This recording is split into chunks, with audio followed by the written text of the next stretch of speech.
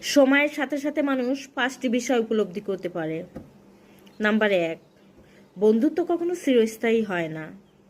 সময়ের সাথে সাথে অনেক ঘনিষ্ঠ বন্ধুও দূরে চলে যায়। নাম্বার 2, নিজের থেকে সম্পর্ক সব থেকে গুরুত্বপূর্ণ সম্পর্ক। আত্মসম্মানবোধ, মানসিক শান্তি বিশ্বের যে কোনো সম্পর্কের থেকে দামি। নাম্বার 3, মানুষ পরিশ্রম দেখে না, দেখে শুধু ফলাফল। সফল হলে প্রশংসা করে আর ব্যর্থ হলে সমালোচনা। তাই পরিশ্রমটা নিজের জন্য।